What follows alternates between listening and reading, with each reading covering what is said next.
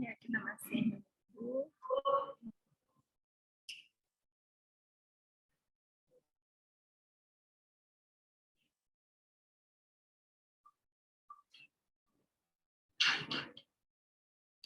Oke, ya boleh gabung berdua nggak apa-apa, ya rame-rame. Ya, yang penting hadir. Oke, ya ini kita baru mencoba format hybrid. Nah, oke. Ini udah. Jadi kita ini istilahnya itu nyoba mengelola kuliah tamu dengan moderator.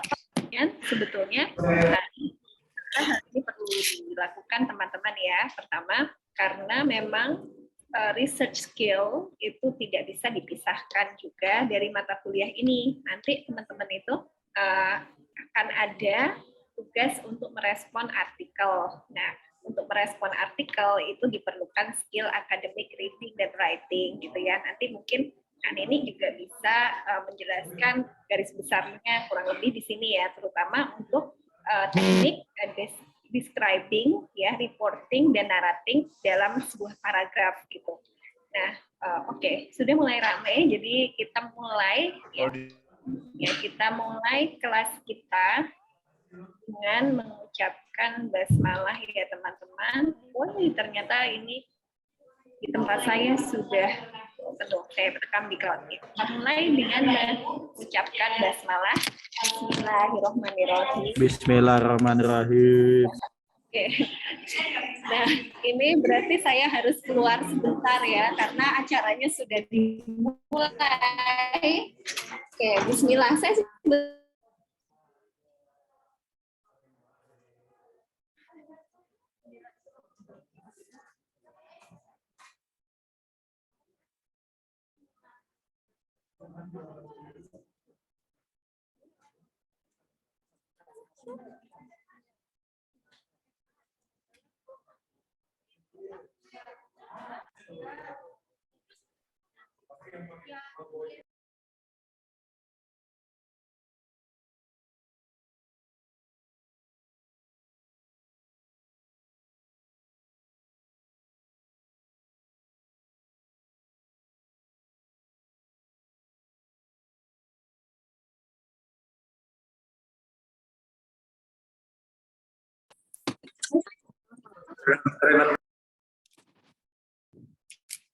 ya, oke.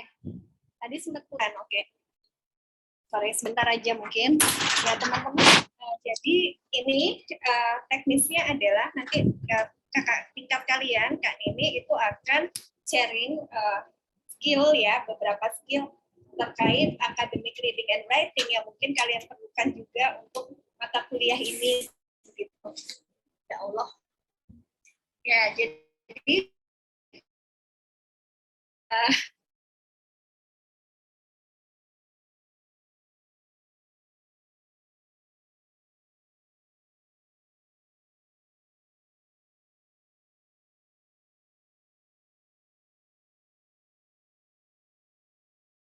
yang akan dimoderatori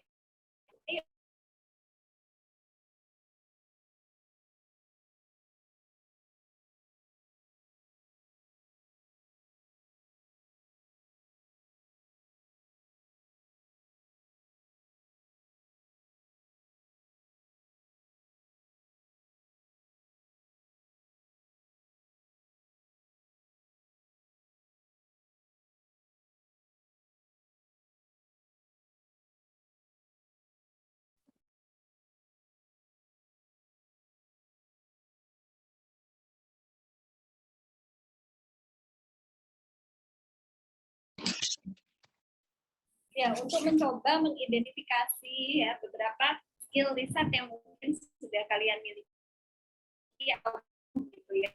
Tapi itu nanti akan di follow up activity. Nah, kenapa? Untuk itu kita mulai sesi kita dengan mengucapkan semangat.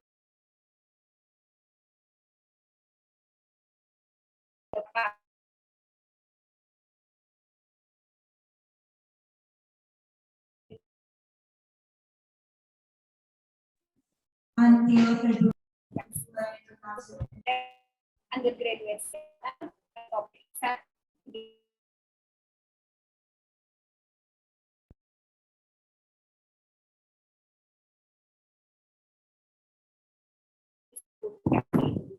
Nah, untuk selanjutnya ini akan saya serahkan ke Ibu moderator, Ibu Afni. Apakah bisa open kamera? Ya, ke Ibu Afni untuk memperkenalkan kuliah umumnya hari ini. Ya, oke. Saya melambaikan tangannya. Silakan.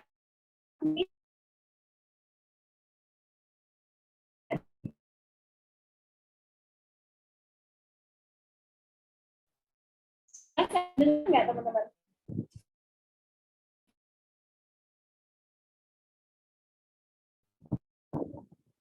Halo. Kedengeran ya?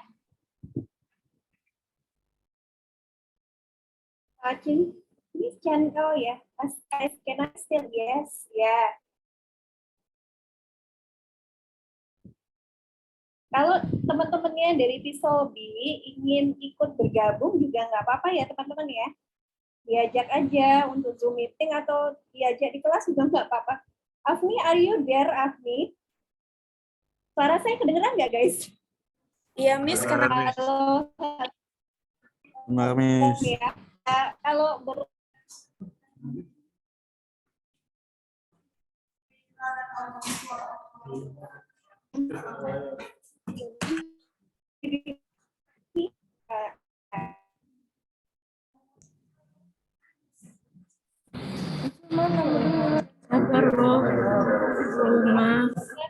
kenalkan Kak Sisi Kak-nya mungkin Belum dikeluarin lewat.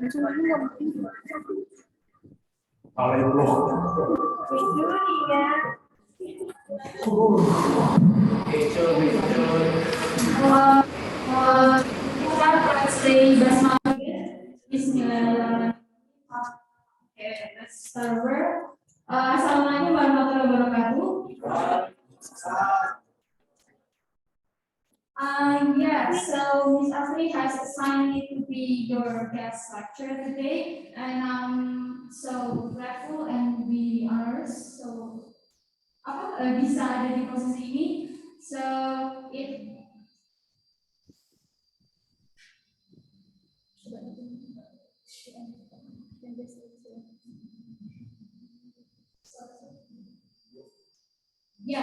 before we start for the main course, let me introduce myself. Do you know me before? Yes, Do you want to know me more? Yeah. So, let me introduce myself. My name is, as you can see in my CV before, my name is Nidita. You can call me Kak or Peggy. So, anything else? Yang penting enggak apa sih, cuma kayak terlalu firm aja gitu. So today I'm going to be your guest lecturer about undergraduate thesis to research publication. Have you heard about research publication? Pernah dengar nggak? Penelitian jurnal atau segala macamnya gitu. Yes, I have. Sebelumnya ini semester berapa? 3. Third semester. Saya sudah sampai mantul ya kita menuju skripsi. Bisa lagi? Ya, betul. Bisa jadi. Oh, kenapa belum? Udah. Oh ya, good. Okay, so yeah, we have our theme today is for undergraduate thesis research publication. The study behind the publication on research of pre-service English teacher emotional geography. So yeah. Yeah, my thesis is about emotional geography of a pre-service English teacher in online teaching practicum during COVID-19 pandemic. Kenapa?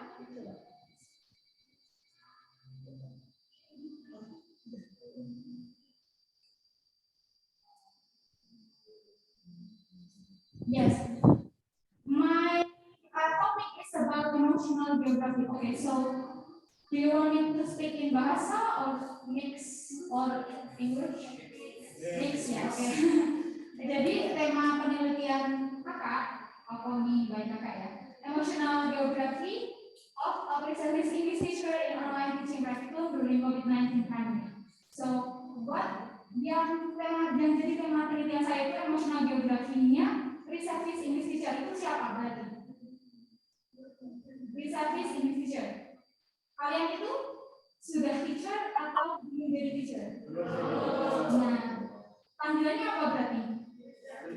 Pre-service English teacher. So, this is actually you. So, aku lebih gampang biar lebih familiar ya.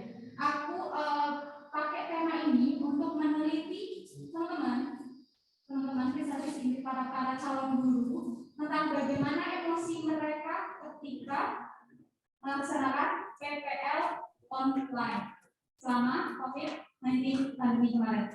Karena saya lulusan 2021, which is last year.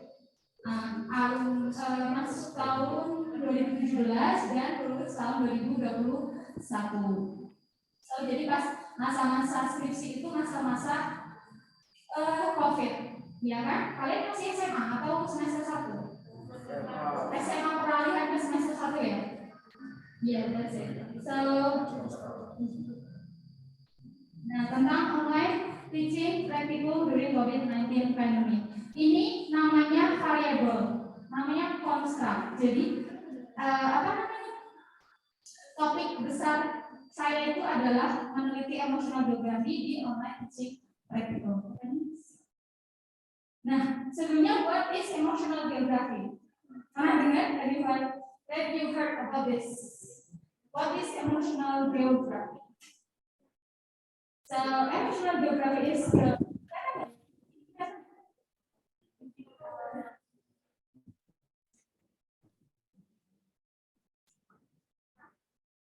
okay, so what is emotional geography is the relationship between emotion and geographic places. Yang contextual environment. So, emotion itu kan ada banyak ya, ada beberapa macam emotion dan ini karena namanya pada sesuatu kontekstual, lingkungan yang kontekstual. Nah, ini namanya emotional geography. Jadi dia berlaku pada konteks-konteks tertentu.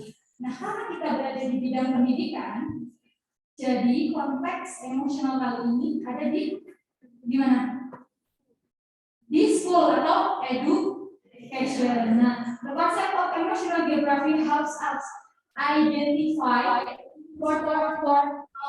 entrance to the basic emotional bonds, ikatan emosional antara, kalau di sekolah itu ada apa aja namanya? Teacher, terus students, terus ya colleagues, supervisor sama parents. Tapi kalau parents itu kita opsional ya, jadi maksudnya nggak tiap hari ketemu. Yang rutin di teks nanti di buku ketemu itu ya students, colleagues, supervisor, teman-teman guru yang lain dan sebagainya. Nah, terus what is online teaching practicum? Kalau PPL itu kan aku juga akan melakukan PPL nanti, ya kan? Nah, teaching practice and or practicum mean as a process of teaching student in a real life under the collaboration of university-based dan juga school partner. Jadi kerjasama mitra antara sekolah mitra dengan kampus. Itu biasanya ditandai dengan MOU dan segala macamnya. Oke, next. Nah, karena tadi tema saya adalah emotional geography yang dibahas, yang akan dicari itu adalah tentang emosional guru, emosional calon guru, dan di lingkungan atau di konteks online teaching practical. Jadinya whole topik keseluruhan dari skripsi saya itu emotional geographies of the pre-service English teacher experience during online teaching practical. Sampai sini ada yang ditanyakan, apa sih konstrak itu, apa sih variabel itu, terus gimana, apa sih kayak misalkan kenapa kita harus milih konstrak itu? Ada yang ditanyakan itu, atau kita obrolannya kita kayak masih nggak ada gambaran, jadi kita harus belajar. Belum ada gambaran.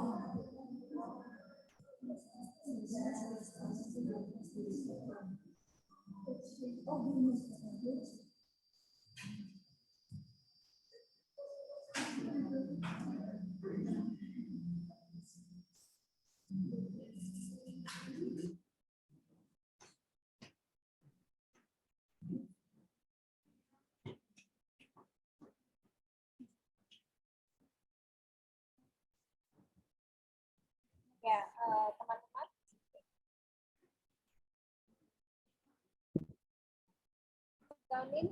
Can you appear on screen as well? Yeah, so I can tag in you. Yes. Oke. Nah, ini theoretical framework-nya. Apa sih theoretical framework itu? Sekarang Kak, iya. Jadi ketika nanti kalian buat skripsi, itu nanti kalian akan membutuhkan yang namanya framework atau kayak teori siapa sih yang dipakai gitu. Jadi kalian nggak asal bikin skripsi gitu. Paham ya? Mungkin belum relate karena masih semester 3, tapi ini sebagai gambaran aja untuk kedepannya bahwa dalam setiap skripsi itu pasti ada namanya framework atau kayak teori yang kamu pakai untuk penunjukmu dalam membuat skripsi. Jadi nggak asal-asalan. Paham ya? Bisa dimengerti ya? Nah, ini kakak pakai theoretical Hargreaves karena tadi kita punya emotional geography. Ya kan, emosi apa saja yang ada ketika muncul di lingkungan sekolah, itu ada apa aja. Nah, berdasarkan teorinya si Hargreaves ini tahun 2000, itu ada 5, physical geography, moral geography, sociocultural geography, professional geography, and also the last one is political geography. Nah, yang physical geography itu tentang apa aja sih, Kak? In relation with time and space. Yang namanya fisik, jadi yang kena sama kita, yang kelihatan, yang bisa dirasakan, physical, time dan space-nya, ruang dan waktunya. Kalau misalkan offline kelas itu kan kita ini ya face to face. Tapi kalau offline kan kita nggak bisa, cuma bisa lewat virtual Zoom, virtual Google Meet dan segala macamnya. Nah, itu adalah emosi. Yang diberi adalah emosi ketika pas online classroom sama pas offline classroom. Paham ya? Cuma karena kalian nggak ada yang saya angkat yang online classroomnya. Jadi emosi apa aja sih, apa yang dirasakan oleh kita lanjutkan Bapak Ibu ngajar PPL selama online teaching practical atau online PPL online. Jadi mengerti sampai sini itu tentang physical geography. Nah, yang kedua moral geography. Kalau moral itu tentang apa biasanya? Tentang norma in relation with professional practice. Professional practice itu contohnya kalau misalkan how to deal with colleagues atau enggak how to deal with staff and staff pendidikan yang ada di lingkungan sekolah. Itu adalah contoh dari professional practice-nya. Apakah kamu tetap berada di lingkungan profesional? Kalau misalkan nih berdebat sama guru yang lain, oh kita metodenya nggak sama, kita kamu pakai itu, aku pakai ini, gitu. Nah, itu ada namanya moral geography, emosi yang muncul ketika kita punya selisih pendapat sesama guru.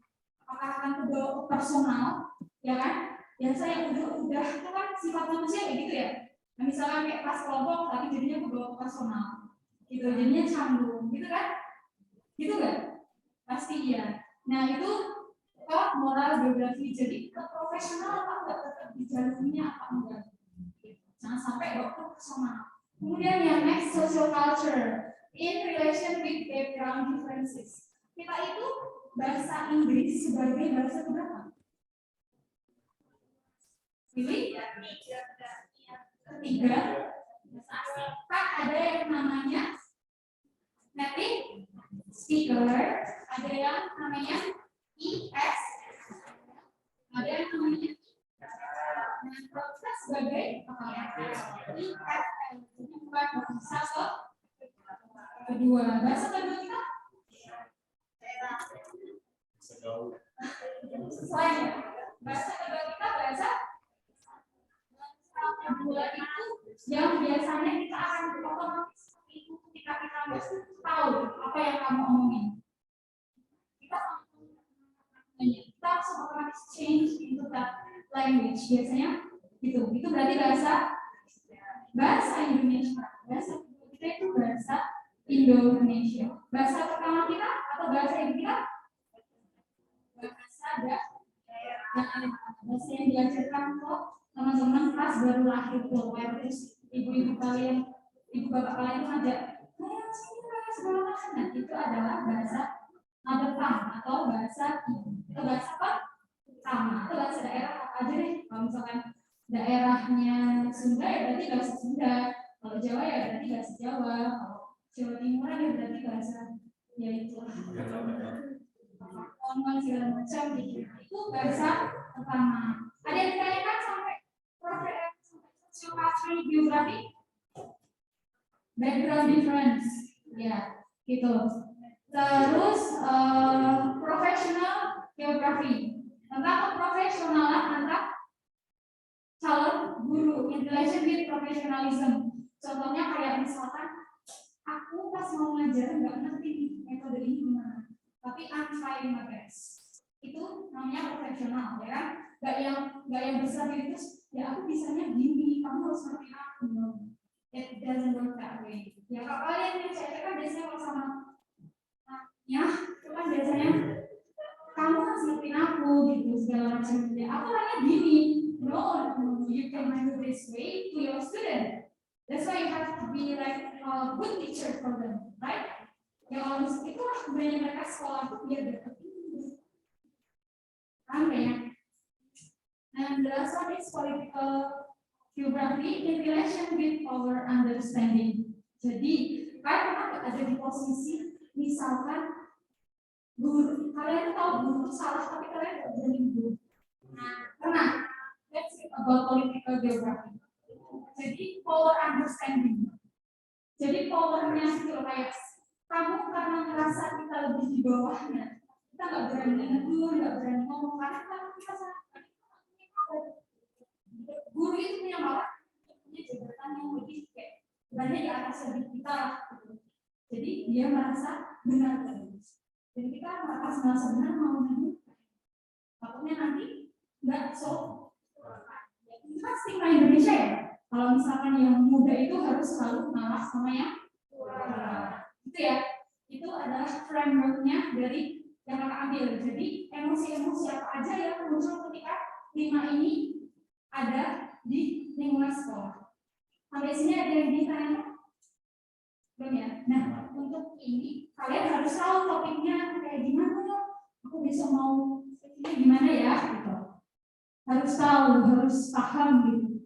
Gak asal benar selesai deh. Gitu. Oke? Oke, next. Nah, ini dari kita cerita pas dari kakak udah semester berapa ya? Berapa ya? 7. Semester 7 itu kalian ada yang namanya Sempro. Sempro itu tahu nggak? Sempro itu apa? Seminar proposal. Seminar proposal itu bahasnya lebih bahas apa? Yang diseminarkan apa? Hasil penelitian atau hasil apa? Hasil skripsi? Iya. Betul nggak? Seminar proposal ini diseminarkan proposal penelitiannya. Jadi kalian belum ambil data. Jadi skripsi itu ada yang namanya seminar proposal atau kita biasa tahu simpro ya, dan ujian apa? Pendadaran. Enggak apa-apa, nggak relate-nya diem aja nanti deh. Nah, simpro ini yang diseminarkan ke dosen-dosen penguji itu ada 3, bab 1, bab 2, dan bab 3. Coba kita belajar.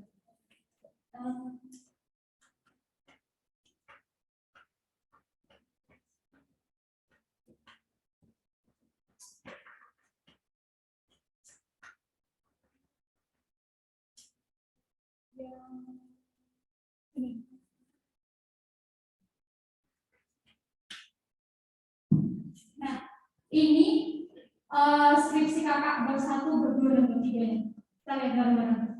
Langsung aja. Isinya background of the study.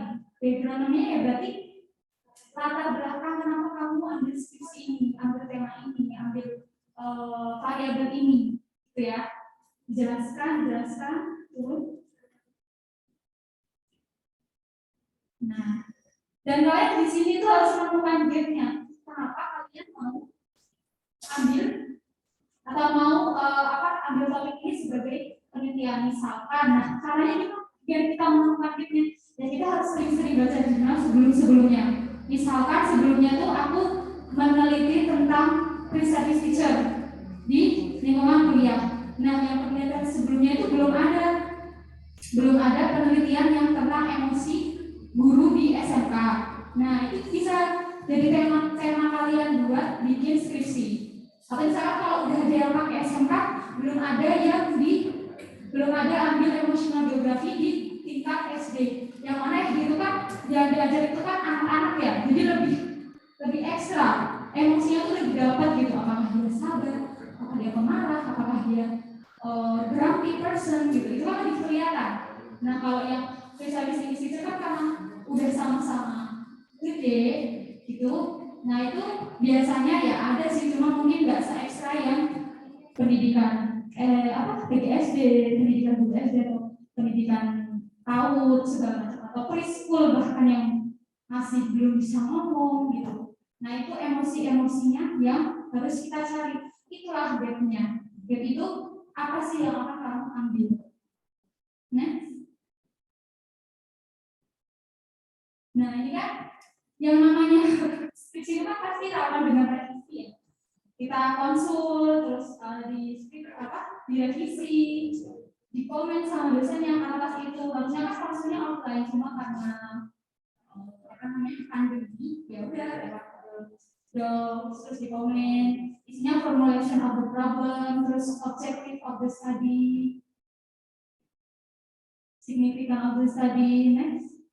Nah, chapter 2-nya ini literature review. Justru ini bagian kalian studi. Istilahnya kalian studi itu menemukan gap-nya yang satu. Yang kedua itu literature review itu carinya adalah dengan banyak-banyak baca jurnal yang sebelumnya. Kayak kita sampai jurnal lagi. Itu paling berat. Ya berat sih, masih kayak harus nih gitu loh. Karena kalau nggak baca, kita nggak akan tahu apa yang kita tulis. Dan kita nggak bisa nulis. Even kalau mau nulis sekarang pun harus mikir kan? Nulis sekarang pun harus mikir loh. Iya kan? Nggak bisa loh nggak mikir. Kecuali kalau udah ada angka, tinggal ambil. Jadi kalau nulis, kita butuh knowledge di sini. Kita nggak setuju nggak? Mau bikin caption aja mikir, masa nulis nggak mikir? Mau bikin caption, aduh, yang bagus. Kayak atau kayak misalnya pas mau bikin caption di story biar di notice sama Nganu itu ya kayak apa sih di close friend doang cuma dia ada praktisi close friend yang cuma satu orang gitu biasanya cewek tuh biasanya contohnya juga ya. Nah kayak gitu contohnya. Nah ini pokoknya kunci untuk bisa menulis di literatur itu banyak baca.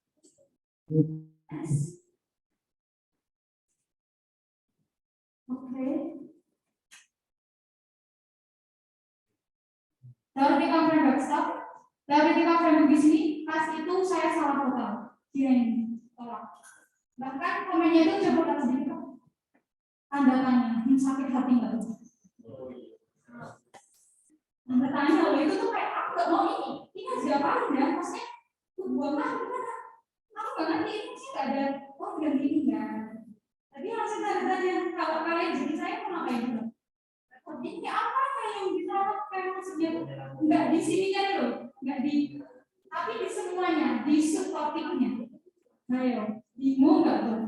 Wah, frustasi. Ya. Apalagi online nggak bisa ketemu langsung, kalau misalkan offline kan, kalau gini ya udah aku tinggal tulisannya kan maksudnya apa ya? Gitu. Nah ini enggak, nah pas itu kayak udah akhirnya memberanikan diri untuk mengontak beliau yang super sibuk dan yang menunggu dengan super sabar dan segala macamnya, dan dijelaskan bahwa teori psikologi itu bagusnya cuma satu, karena aku dua. Coba kita lanjutkan. Nah ada satu dan dua. Aku kebanyakan teori ngapain gitu. Nanti pusing pas nyusun di bagian akhirnya. Jadi tentukan satu teori yang paling cocok dengan tema kalian. Siapa penemunya? Kalau misalkan reading tuh expertnya si Kafni. Terus misalkan listening tuh expertnya saya. Oh berarti teori-teori ini saya udah banyak dipakai sama orang-orang yang fokusnya listening gitu. Caranya gampang. Gimana kak caranya biar caranya gampang baca? There's no way. Selain baca, nggak ada. Oke, next. 1-3, metodologi. Kalian udah dapat kelas ini? Dasar ini ya? Nah, metodologi ini kalian, tapi kalau yang khusus untuk bagian metode itu namanya RIDA, Research Instrument Design Analysis. Itu nanti di semester berapa lupa sih. Nah, pokoknya itu. Nah itu lebih fokus lagi. Kalau metode ini kayak masih apa sih namanya? Masih umum ya, masih terlalu general gitu. Nah itu nanti ada riset desain itu apa ya? Riset desain itu kayak kalian mau quanti atau mau quali. Quanti itu yang pakai angka-angka. Quali itu yang pakai kotak. Mikir, harus tahu banget. Kalau quanti itu gampang, nggak gampang sih. Jadi dia pakai Excel, pakai SPSS. Tinggal keluar hasilnya apa? Tapi kalau quanti salah satu, salah semua. Kalau quali salah satu kita bisa perbaiki di satu poin itu aja. Paham ya? Ya kayak kalau mungkin quanti itu kayak akuntansi dulu ya, kalau misalnya salah masuk angka, salah semua. Ya kan? Beruntun salahnya itu satu jadinya berulang lagi sampai awal dan harus menjadi satu persatu per angka. Tapi kalau kali misalkan kamu salah di bagian poin ini, kamu bisa fokus ke poin itu aja.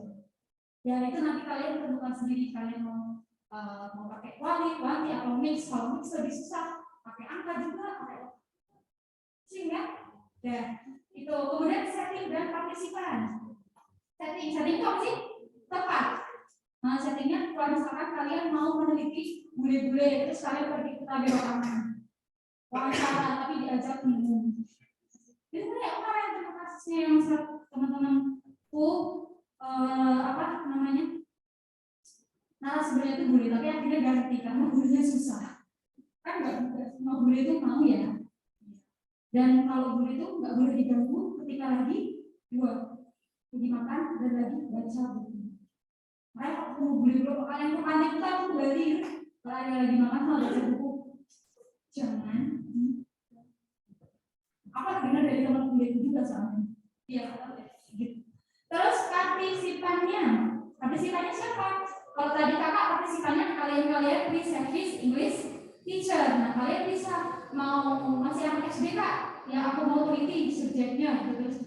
Mau guru-guru SMK kak, nah itu terserah kalian, tergantung topik kalian nanti. Paham sampai sini? Oke, next. Research instrument. Nah ini dia. Ini agak nganu juga ya. Tuh, masih kan? Tanda tanya. Saya harus gimana sekarang? Dia saya komen in that interview is one of the way to obtain the data which research the more and explore more the data from the participant. Intinya gitulah, banyak di komen pastinya awal-awal. Terus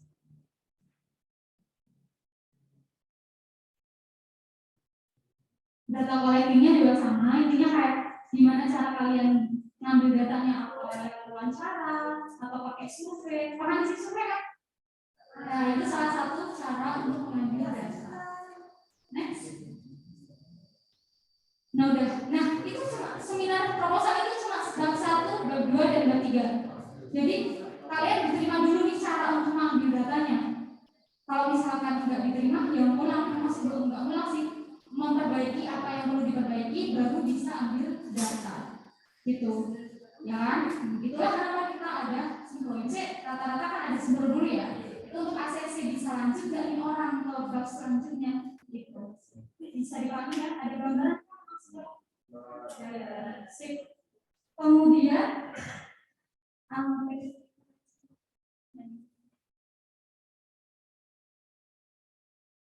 yang di seminar itu apa aja sih Kak?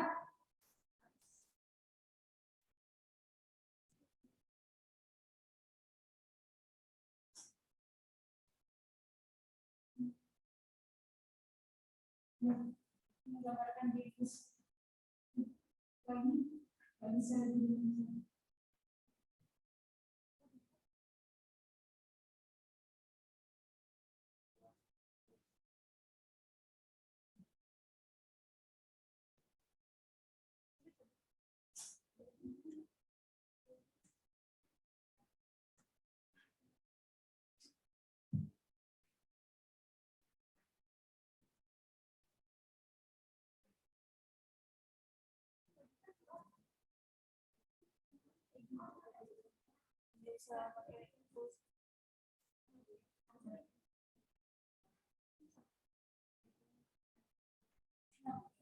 Oke, ini PPT yang tak seminarkan kemarin dan aduh ini warna-warni banget kayak anak laut ya, jadi jangan ditiru, oke? Karena ya gitu deh pokoknya. Backgroundnya, nah ini background tadi ya, bla tentang emosi lah yang tadi kakak jelaskan. Next. Nah ini research paper-nya.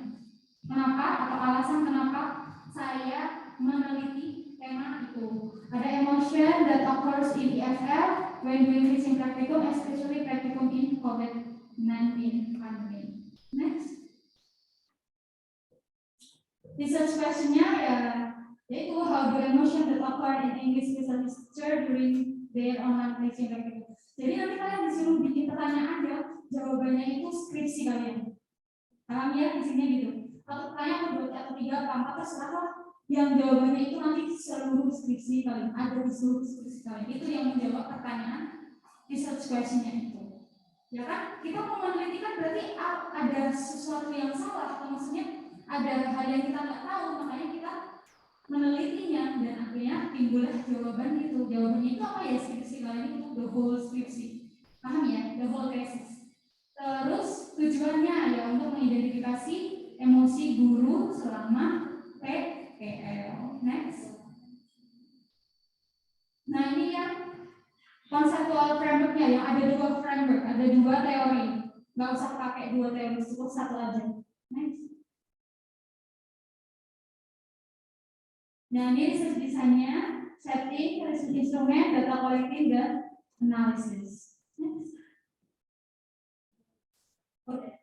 Nah, ini PPT pas sebelum, pas seminar proposal. Ya kurang lebih kayak gini. Jadi pas sudah seminar nih, juga macam bla terus oh ya boleh. Ini revisi dulu ya, nanti baru bisa ambil bab gitu. Oh ya, ya saya miss macamnya. Nanti jangan lupa dikonsul lagi ke dosen pembimbing.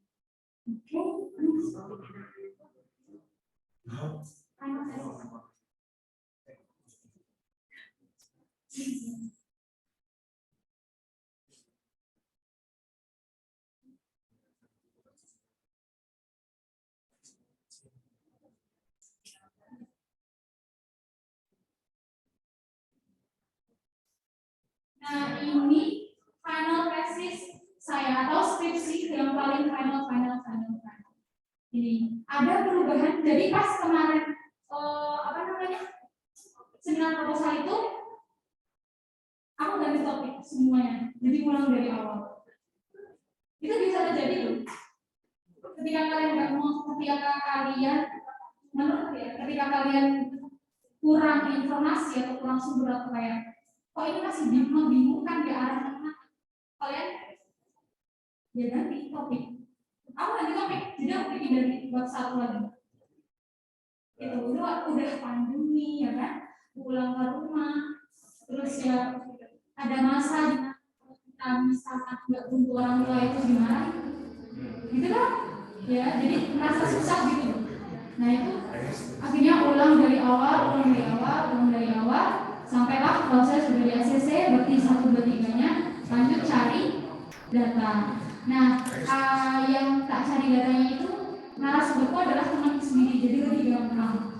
Jadi pas PPL itu nanti kalian pas PPL akan menulis kayak namanya tuh apa ya? Diary journal gitu. Nah, diary journal itu kayak setiap PPL itu kalian ngapain aja. Terus hari ini aku ngajar ini, hari ini aku gini. Nah, itu nanti setiap hari kalian laporan di situ. Itu pas PPL. Jadi data, aku cari datanya itu dari jurnalnya si subjekku ini yang akan aku ambil datanya itu. Aku bawa sebenarnya dari jurnal ya, berarti diary. Nah, bikin diary kan? Nah, itu jadi tak baca, tak pahami. Sama interview buat make sure. Kalau misalkan, kamu tuh pas hari ketiga, kamu anak-anakmu susah diatur ya, aku bilang gitu. Terus, iya, nah itu bikin aku pusing, bikin aku gini. Nah, itu udah ketemu. Emosinya dia berarti pusing, terus sedih, terus gak ngerti mau ngapain. Itu udah ketemu satu. Nah, itu nanti kita di breakdown banyak banget dari beberapa hari kan. PPL itu 30 hari. 30 hari 1 bulan kan. Nah, itu bayangkan 30 hari itu harus tak breakdown, cari yang mana emosinya, yang mana yang dia tuh kayak sedih, yang mana yang dia senang, yang mana yang dia merasa bangga, jadi guru dan lain sebagainya. Tuh. Terus, nah udah terus lah sebelum tesis.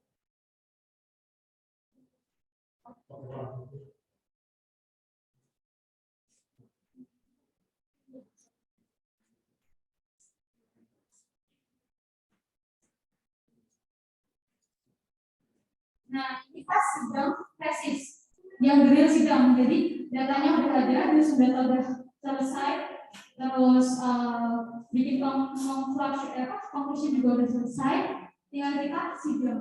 Ini yang bikin sidang. Ada satu cerita lucu, mas kita ada. Jadi pas jadi pas sidang ini kan yang namanya anak yang berbakti gitu, minta doa ya kan sama orang tua. Ya udah doain gitu lah intinya, kayak doain aku mau sidang. Tapi kan orang tua saya itu nggak terlalu aware sama yang namanya pendidikan itu, bukan nggak aware sih, kayak lebih ke ya udah kamu mau jalannya gimana, yang ini di arah yang benar, oke tak dukung gitu. Nah itu udah kita doa tuh sebelum menceritakan jarang nggak apa-apa, maksudnya semoga nanti hari ini segala macam. Udah tuh sidang, pas sudah selesai sidang, telepon lagi loh, mau lancar lulus. Nah, lulus, udah selesai kuliahnya. Katanya cepet banget gitu, kamu udah lulus beneran gitu. Pikirannya tuh ini UTS atau UAS biasa. Jadi setiap UTS atau UAS tuh oke, ya selalu minta doa juga loh. Nah, pas ini tuh emang itu tuh agak lama gitu loh teleponnya. Mungkin kayak ini orangnya amat kenapa kok tumben lama banget teleponnya gitu. Nggak taunya dia tuh nggak tahu kalau sidang skripsi gitu loh, paham nggak sih?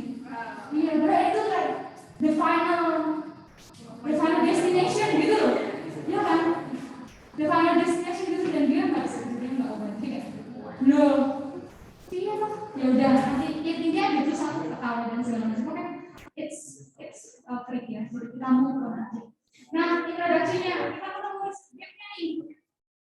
Gap-nya itu bagaimana ya tadi emotional geography di guru-guru atau calon guru pas online praktikum. Nah, ini ada spesifikasinya, ada 2, what emotional geography sama how do this emotional geography interact with each other selama COVID-19 pandemi sama online PPL.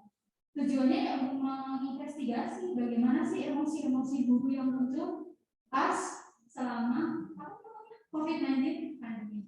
Next. Literatur review-nya ada ini tadi, literatur review sekaligus framework yang aku pakai ada 5. Metodenya pakai ya riset besar, statistical, data collection, dan juga data analisis. Nah, findings-nya nih, mau lihat nggak hasil tesis? Findings-nya itu, tahu kan findings-nya apa ya? Temuan yang aku temukan saat mencari data itu. Nah, ini ada yang sebelumnya nih. Profesional ya? Oh ya, profesional geografi itu kan tadi tentang keprofesionalitasan ya. Nah, si narasumberku itu bilang, I'm so worried, yang tak boldin itu, I'm so worried that the student will not engage in my class. Dia takut kalau student itu pasif di kelasku. Aku takut aku nggak bisa memberikan learning proses yang menarik dan juga meaningful for student. Dia takut. Nah, dia takut itu beremosi. Jadi aku ambil kita dapat. Dan kan, this thing that let's preparing a lesson plan and material are not easy to do. Setuju nggak? Setuju. Itu emosi. Dapat, aku ambil lagi. Nah, because I'm such a perfectionist, I do not want any of these things to become ruined. So I keep repeating, yes, I'm tired. Aku emosi nggak? Emosi. Dapat tuh emosinya apa? Nah itu, terus yang psikol, nah ini pas awal-awal tuh langsung aku klasifikasiin, jadi aku underline dulu semuanya, baru nanti baca lagi, oh ini maksudnya profesional geografi, oh ini maksudnya physical geografi, itu namanya apa? Itu namanya coding. Jadi coding itu nggak cuma di teknik kita, di coding itu kita ada, namanya kalau di kualitatif itu coding. Coding yang mana masuk mana, yang mana masuk mana. Paham ya? Yang physical, we ask our supervisor bla bla bla bla bla bla. System of online learning, karena physical tadi time and space. Jadi ada yang online, ada yang offline learning. Dan juga, nah, the student also feel stressed or unmotivated to learn since this is the first time experience in doing online learning. Jadi siswanya itu juga stres. Apakah itu emosi? Emosi ambil. Ternyata nggak cuma gurunya, siswa juga mumet, ya kan? Iya betul. Terus next, moral tadi. Nah, I prepare much to myself that almost to be a teacher, although it is still not perfect yet. Jadi dia masih mempersiapkan dirinya. Gitu. Dan juga we suggest giving audio rather than video to student due to the internet credit of the students. Jadi karena mengingat bahwa tidak semua siswa itu punya internet, punya HP yang proper, jadi ngasihnya video audio yang nggak butuh banyak kuota, gitu ya. Jadi kita kalian diajarin juga kan kalau misalkan dalam ngajar itu kita harus need analisis, ya kan? Nah kita analisis nanti anak-anak kira-kira ada punya semua laptop nggak, punya semua HP nggak, punya semua kuota nggak, nah itu. Karena nanti kasihan tertinggal yang nggak punya itu ya, paham? Nah, itu yang motora, yang politikal itu tadi tentang apa? Power understanding, tentang get power, kekuatan apa ya? Bukan kekuatan super human sih, tapi kayak kekuatan atau kebijakan yang ada gitu, maksudnya apakah kita mampu untuk melawan power itu? Pemahaman tentang power itu ada contohnya.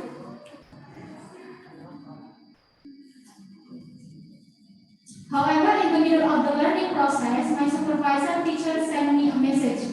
She said that this class should end at 11:30 a.m. since the male student should do the prayer at the mosque. Gimana sih baca ini? Bacanya gimana? Penasaran? Mosque or mosque? Gimana? Yang pertama yang kedua? Itu kan tadi aku udah bilang nggak sih? Kayaknya gitulah. Nah, dia tuh pas dia ngajar, pas dia masih bisa ngajar, gurunya baru cek, kelasnya selesai jam 11.30 ya, soalnya yang cocok mau jumatan. Kenapa nggak dulu dari awal? Kalian emosi nggak kalau gitu? Emosi karena udah di prepare pas bikin materi itu, kita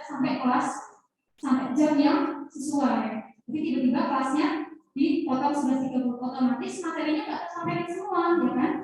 That's it, itu adalah emosi kita ambil. Nah, itu caranya untuk mengambil data dari kualitatif. Betul ya? Aku kualitatif ya, jadi pakai ini.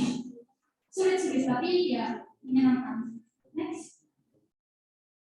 Diskusinya, nah ini dia ketemu intinya hubungan pre-service teacher teman-teman dengan student. Negative emotion due to no interaction between teacher and student karena online teaching practical.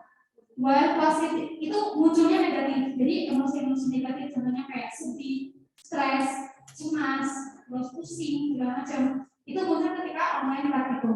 Sedangkan while positive emotion itu didapatkan ketika ada interaksi langsung antara student dan teacher. Itu positive emotion karena lebih interaksinya lebih terasa kan dibanding yang online learning. Pasti kalau online learning pasti nggak dengerin. Ya enggak? Yang di sini lah jadi mahasiswa lama. Dia relate gitu. Terus dan next. Ya, pre-service teacher dengan colleagues. Ini hubungan si pre-service teacher itu dengan teman-teman satu kelompoknya. Dia PPL kita berkelompok ya. Tahu kan ya PPL berkelompok nggak cuma satu. Nah, selama tim kelompoknya itu ada nggak misunderstanding? Misalkan ya pasti ada. Yakin mau pasti ada. Nah, collaborative learning methods for pre-service English teacher. Having teamwork itu pokoknya karena terlalu banyak kepala, jadi susah menyatukan ide. Ini sejalan dengan penelitiannya Liu 2016 bahwa bekerja bersama itu jarang yang move. Kayak maksudnya ya kayak kita kelompok kalau ada satu kelompok yang nggak kerja itu kita mesti ya kan? Pasti ada satu kelompok satu orang yang tipenya kayak gitu. Ya semoga bukan kita ya. Oke. Nah sama yang hubungan pre-service teacher-nya sama school supervisor. School supervisor itu berarti guru bahasa Inggris aslinya. Jadi kan kalau sama kita, mereka supervisor kita kan, kita di bawah mereka. Gitu. Nah itu gimana hubungannya?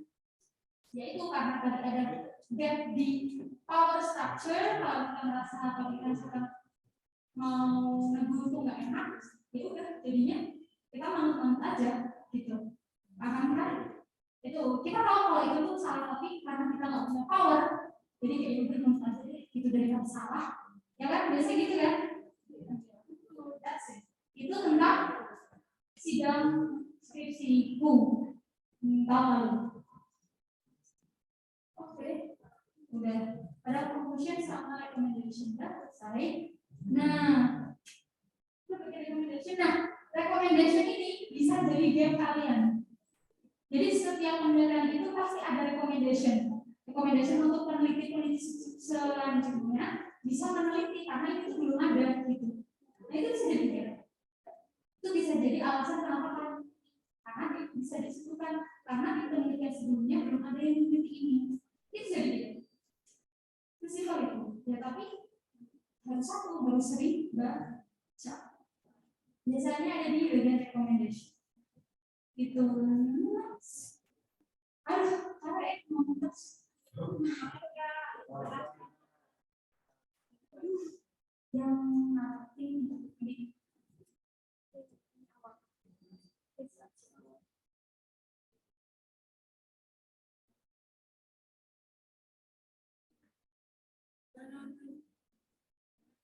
kalian semester 3 ya berarti oh udah dapat makul apa aja banyak ya. Gimana kuliah offline enak? Berarti kalian pernah mengalami kuliah offline kan? Semester 1 toh? 1 2. Gimana perbedaannya enak kuliah online atau offline? Kenapa 50-50? Misalnya online itu enak sih kan, iya, benar. Kalau itu beratnya sedikit sih, cuma lumayan karena susah ya, karena iya betul. Tapi lebih senang nggak sih interaksi sama temennya dapat gitu. Kalau berarti kalian baru kenal pas semester 3 loh? Enggak juga.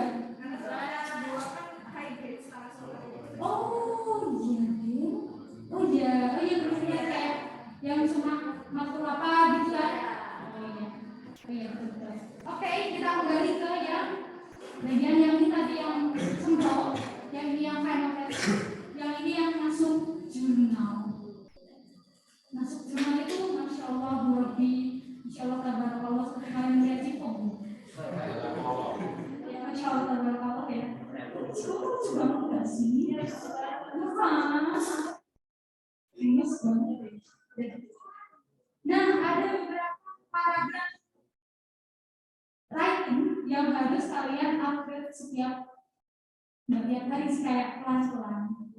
Secara terus menerus gradual. Ada yang namanya reporting, itu untuk reporting itu apa ya? Melaporkannya, jadi untuk to report previous study, untuk melaporkan previous study. Nah, previous study itu bergunanya di mana? Di literatur review di bab 2. Kalau bahasa Indonesia ya berarti di apa sih kalau bahasa Indonesia literatur review itu ya? Daftar usaha. Kalau kita kan sih bahasa Inggris ya, jadi familiarnya sama literatur itu. Tapi kalau yang sama anak-anak di Indonesia itu mereka pakai bahasa Indonesia aja kan? Itu bab 2-nya apa ya namanya?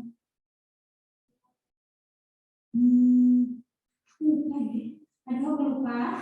Udah kita move aja ke describing, to describe the phenomenon atau variable. Nah, variable ini apa Kak?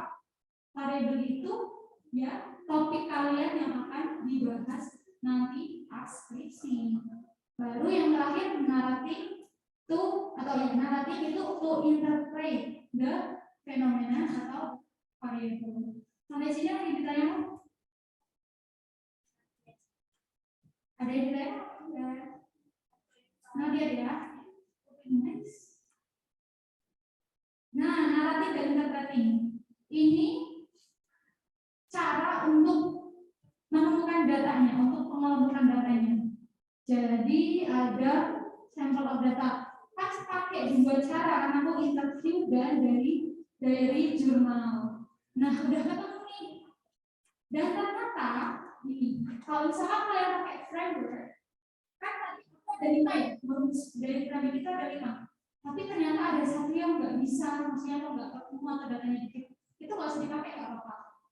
Yang pertimbangan ya nanti kan konsul sama dosen pembimbing toh. Kalau misalkan itu jarang ketemu nih, atau jarang ada nih, sedikit nggak ada fokusnya tuh sedikit gitu. Jadi oke, kita bisa eliminate dan fokus ke yang ada aja.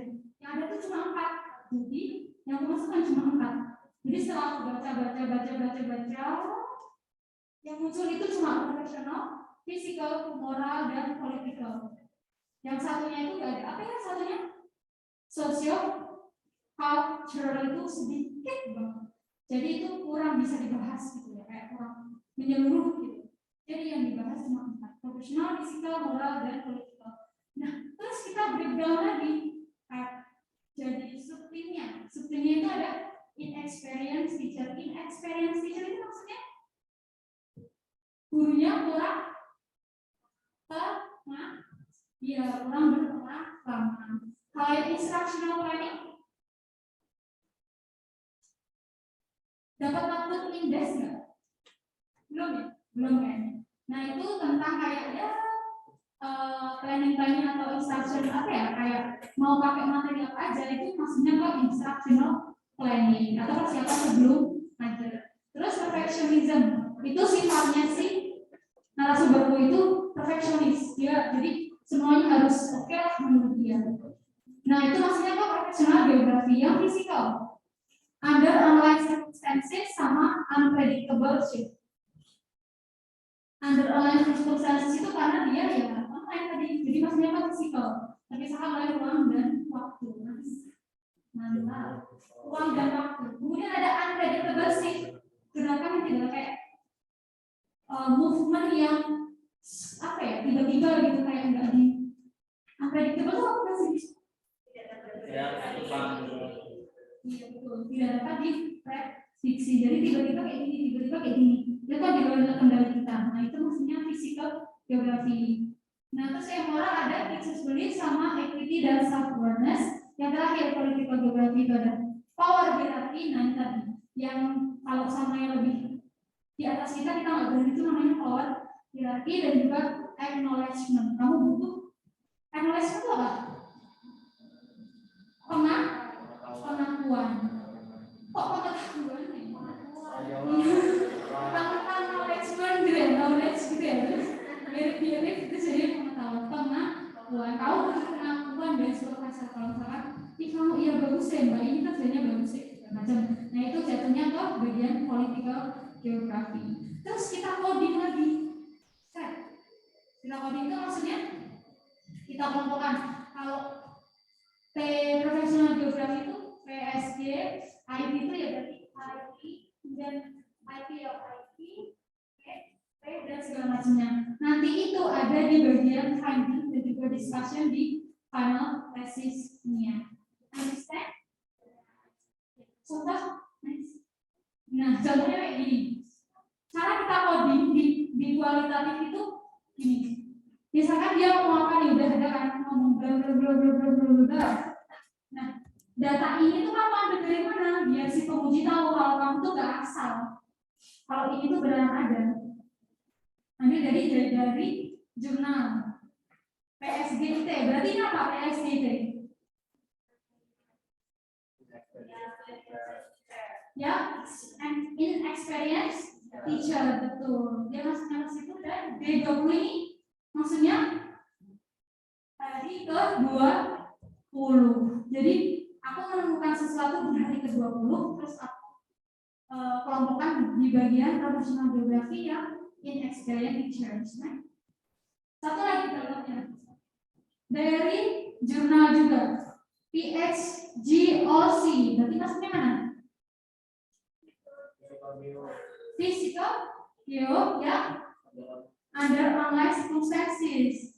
Ini ada di bagian teaching philosophy. Ada di jurnal dia yang bagian teaching philosophy, yang punya di situ. Gimana cara kita biar bisa tahu kalau misalnya dia masuknya under online circumstances, terus masuknya inexperienced teacher.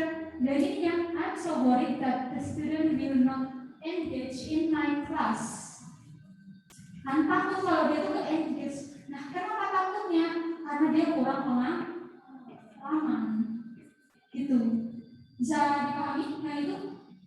Nah kayak itu. Kalau yang physical geography yang C, under online circumstances, the student also will stress out and motivate to learn since this is their first experience in doing online learning. Ketemu kan di mana?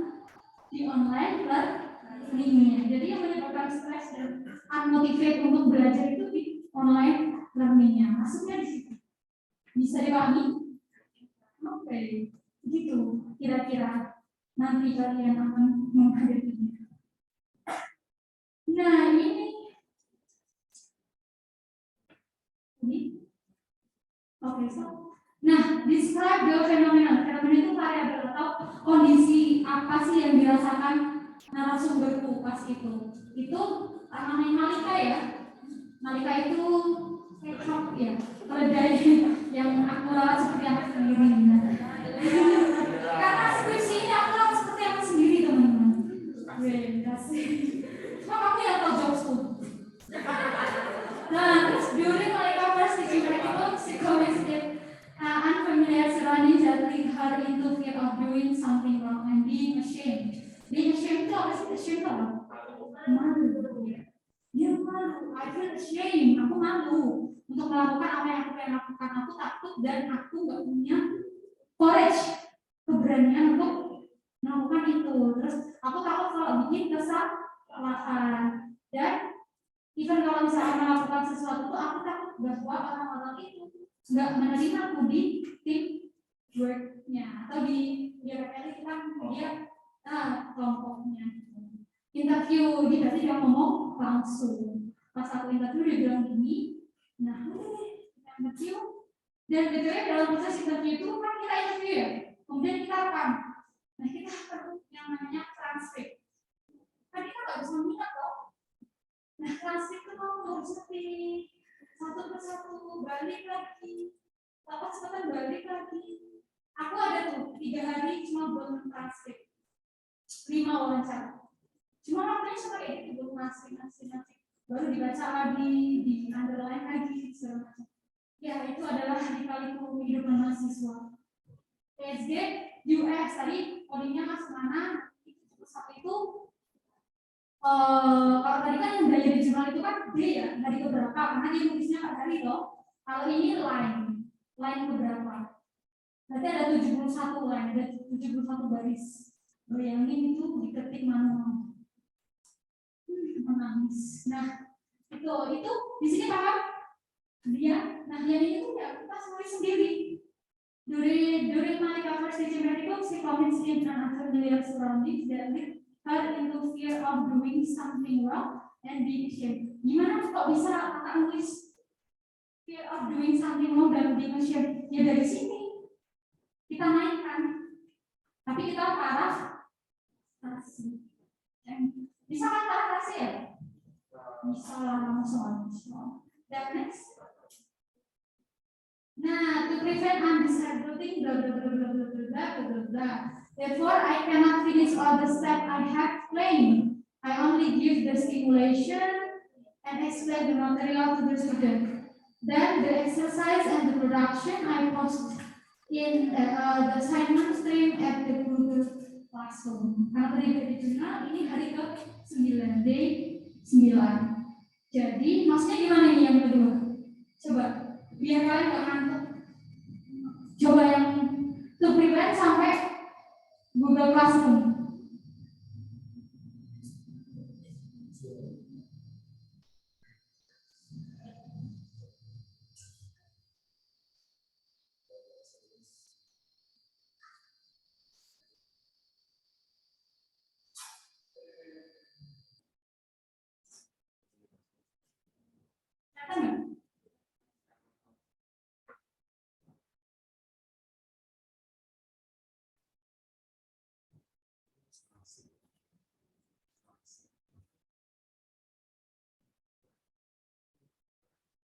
Intinya apa?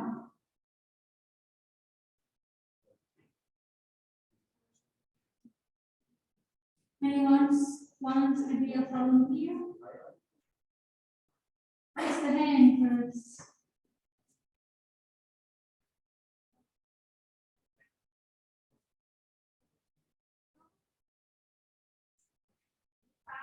Ya, silakan.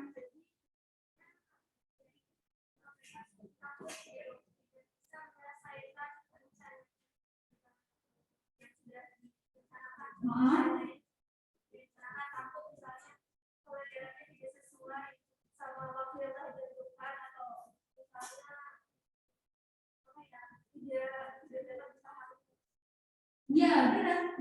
Dia takut kalau dia nggak bisa menyelesaikan sesuai tepat waktu gitu. Jadi dia merasa takut, tapi dia nggak bilang yang aku takut tidak.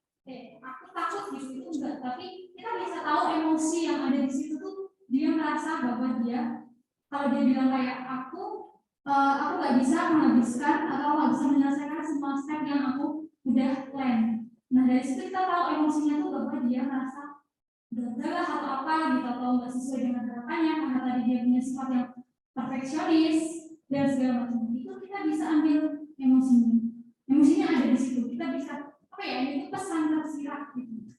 Kita bisa ambil, bisa dipahami ya. Oke, good. Next. Nah ini tadi ya di discussion-nya kalau misalkan hubungannya dengan student itu kalau online teaching negatif, kebanyakan negatifnya. Kalau pas sama colleagues itu juga negatif, terus yang sama supervisor itu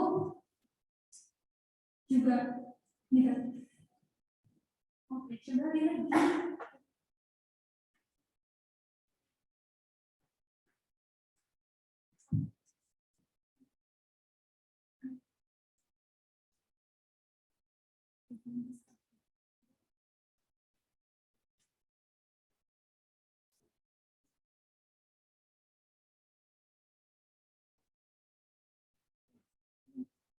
Oke, kita lihat. Kalau yang di atasnya itu kan ada findings dan segala macamnya. Kita lihat di discussion-nya. Jadi di pembahasanku itu ada dua. Ada penemuan pokok yang murni dari data yang aku ambil dan ada discussion. Itu murni, kalau discussion itu kita mikir ya. Jadi udah ada bantuan dari data. Pure. Inilah dimana kita harus membuktikan teori kita. Ayo diperhatikan. Di sini kita harus membuktikan bahwa hasil penelitian kita itu sama dengan teori kita atau penelitian yang ada di bab 2 tadi di literatur review.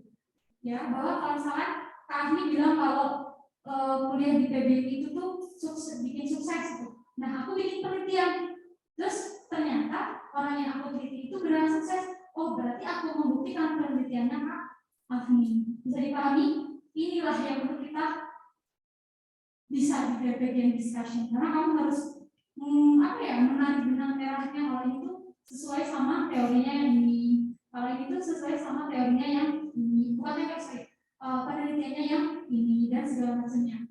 Itu di sini adalah ajang pembuktian diri. Oke, nah contohnya, lihat nggak sih? Ada.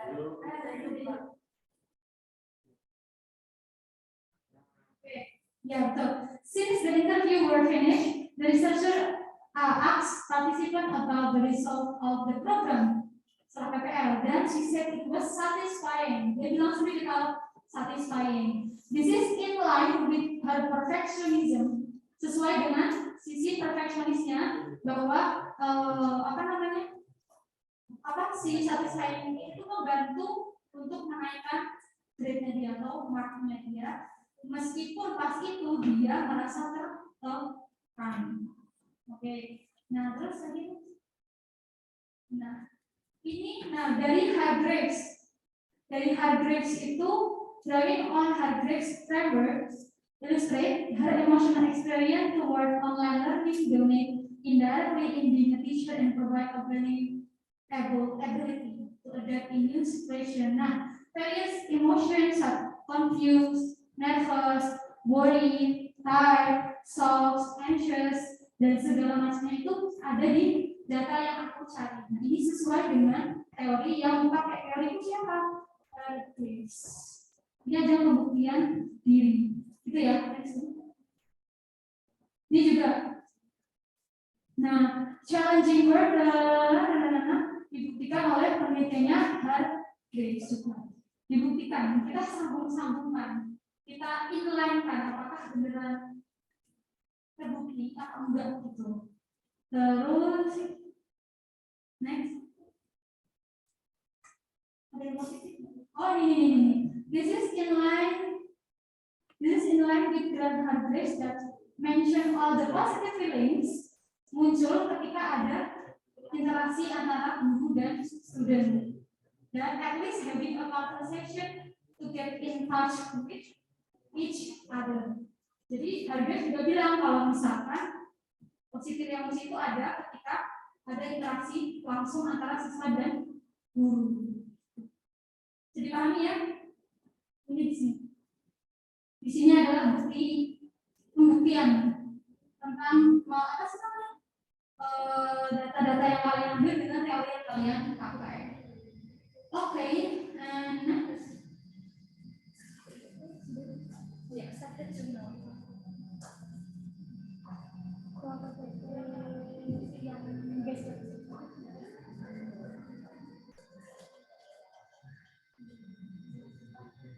Nah, prosesnya dari pendadaran itu 2021 pendadaran bulan Juli kalau nggak salah, bulan Juli, terus revisi, terus kita balik lagi ke dosen penguji apakah revisi saya bisa diterima. Ternyata di ACC akhirnya kita ngurus ya ngurus sudah segala macam karena sudah online, jadi ya udah itu ya sudah langsung ya. Kalau udah selesai kelihatannya long gitu. Nah baru pas itu Miss Astrid menawarkan saya untuk publikasi, dan sebelumnya kakak udah pernah publikasi sama Serwili. Tahu Serwili kan?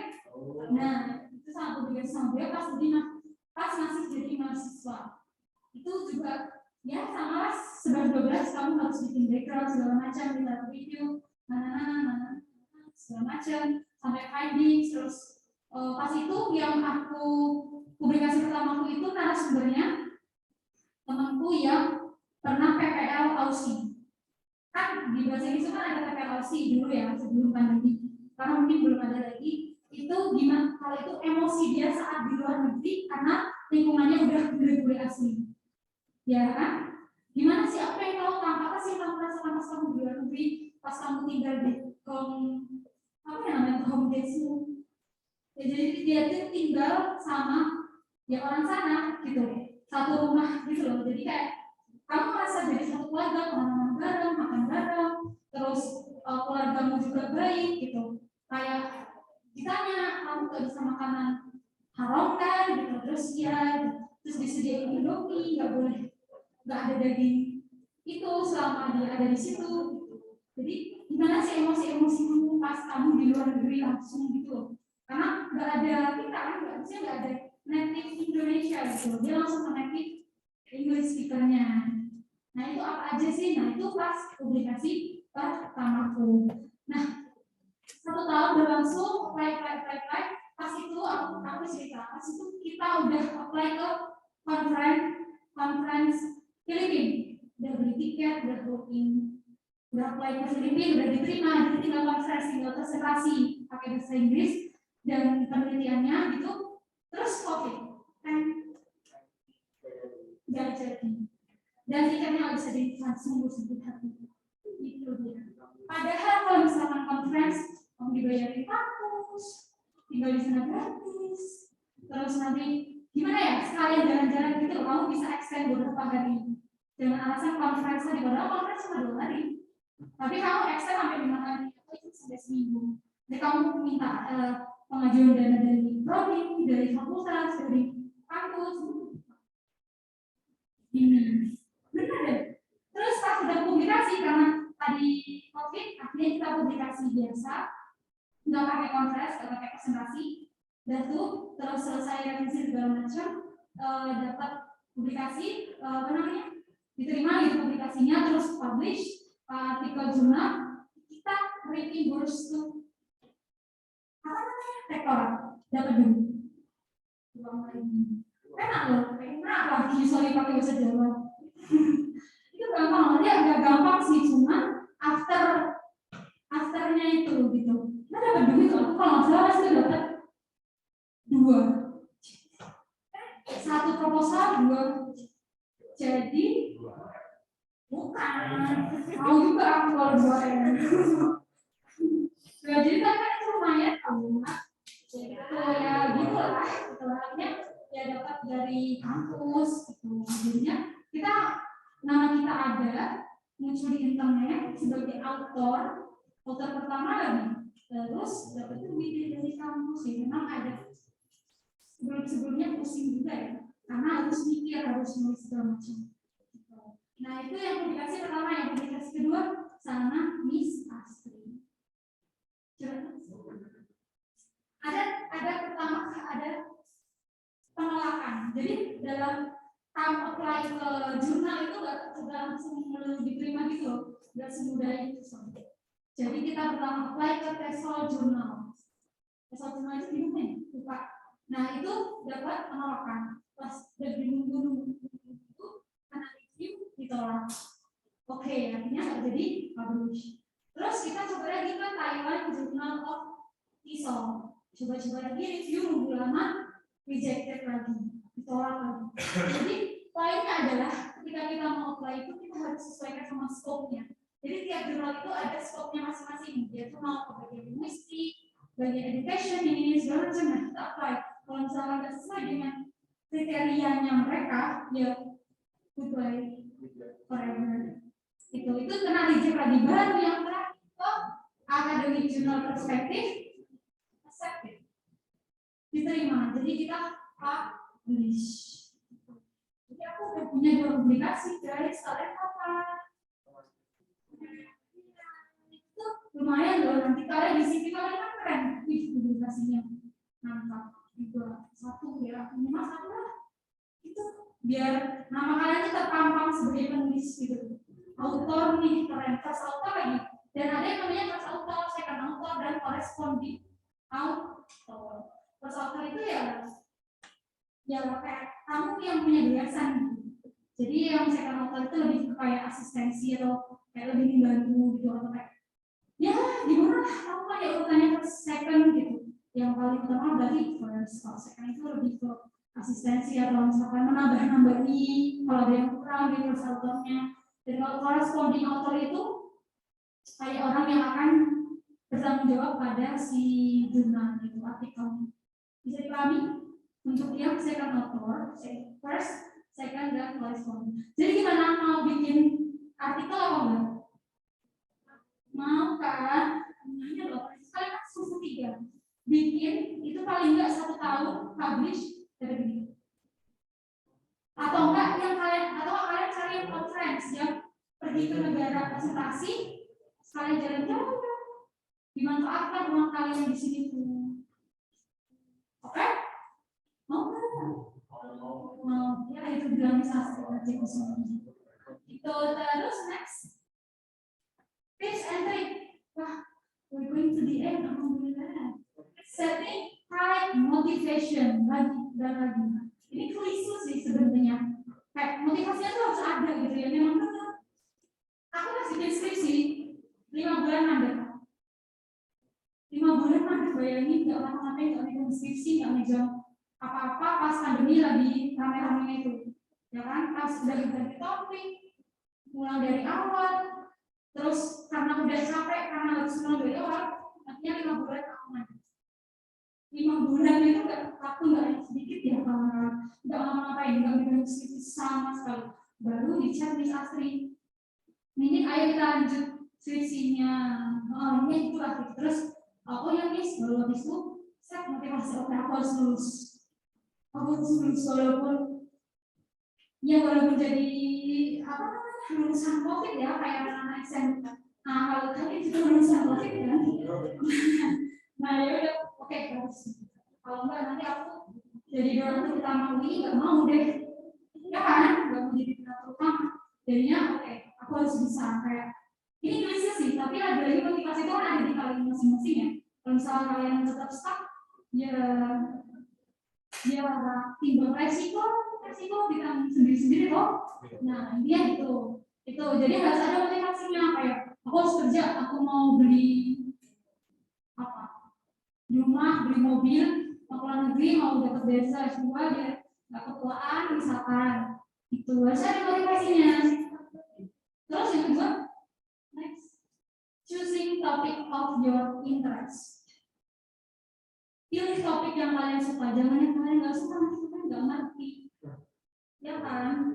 Orang kita makan aja pilih, ya toh? Nganu aja pilih. Mau pilih apa namanya? Kalau banyak yang deketin, kalau kita nggak suka, kita nggak mau toh? Loh, ini relate, pasti yang pertama lagi relate. Iya, nganu kita mau mikir kita nggak memilih atau next, finding a suitable method, yaitu tadi apakah pakai kuantitatif atau pakai kualitatif atau pakai mixed method, itu susah sih kalau mixed method bertahun-tahun. Dan juga persisten. Apa sih persisten itu? Gigi. Jadi kayak ya harus maksudnya jangan berhenti di tengah jalan gitu. Selesaikan apa yang kamu mulai. Pernah dengar nggak skripsi yang baik itu skripsi yang selesai? Betul, itu betul sekali.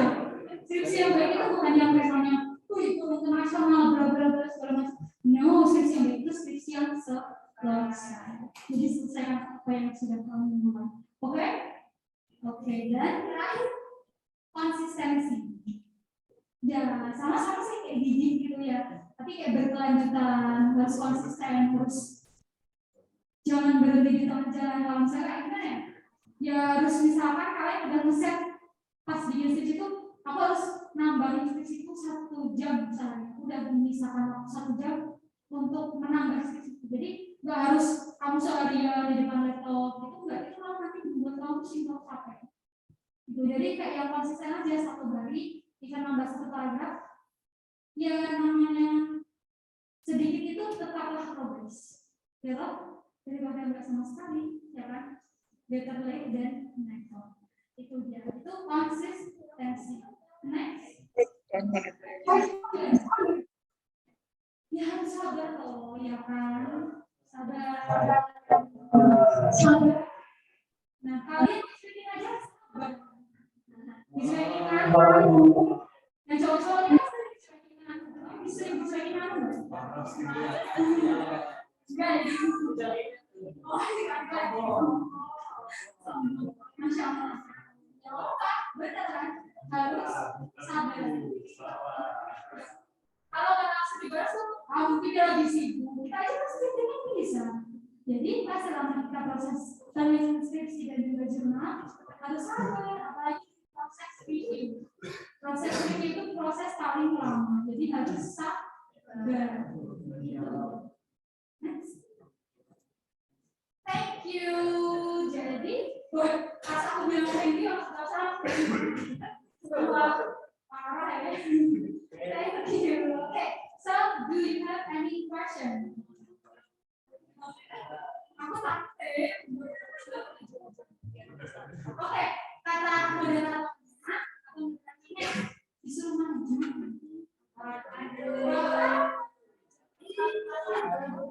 Persisten, ingat. Persisten, sedikit. Harus ada motivasinya.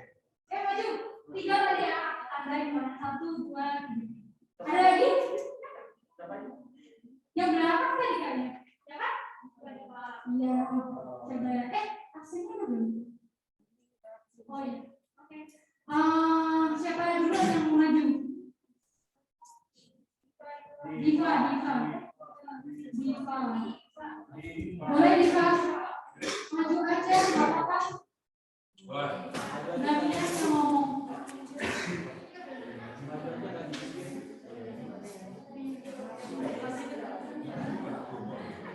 Ayo.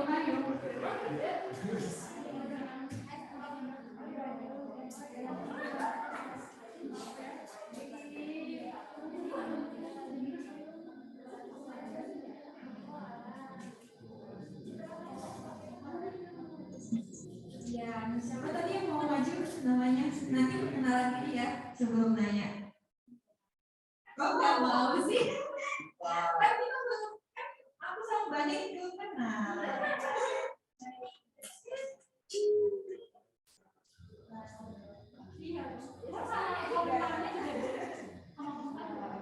Hello everyone. My name is Alvin Rahmatullah. Call me Diva. Or Diva, yes. So my question is, what is the problem dari membuat tiba-tiba tadi Kak ini bilang saat membuat skripsi tadi sentral tuh bisa berubah. Itu yang pertama. Apa penyebab ini kan tadi ada perubahan ini kan? Dan ya itu penyebabnya apa? Karena kan sudah sentral ya, maksudnya udah penelitian, terus itu skripsi juga udah selesai. Terus yang kedua, apa yang membuat kalian itu tertarik buat bikin jurnal? Karena ya sebenarnya saya juga tertarik untuk bikin jurnal, tapi susah banget buat nyari topik. Terus sama itu tuh dilakuin sendiri atau ada kontribusi lain gitu loh, dari mungkin ada dari dosen atau juga ada pertemanan yang kayak yuk kita sama-sama gitu. Mungkin itu hanya dari saya. Terima kasih. Next, kita tampung dulu aja semua pertanyaan biar langsung dijawabnya nanti. Ya maju ya, maju aja.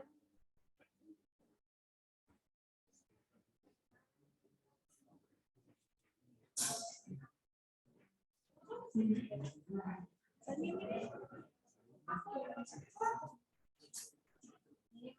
is Alvin. So my question is that pakai bahasa ya. Yang pertama mungkin nanti sama kayak Alvin, tapi lebih gimana caranya scouting variabel dan yang itu, dan yang kedua transkrip yang dilakukan satu wawancara itu kan harus ditulis persis sama yang dikatain tentang. Kalau misal dia ucapan dengan bahasa Inggris atau misalnya bahasa Indonesia, itu nanti ditranslate-kan.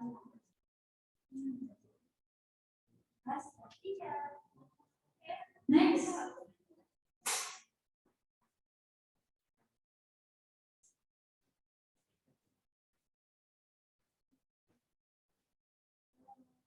Sebenarnya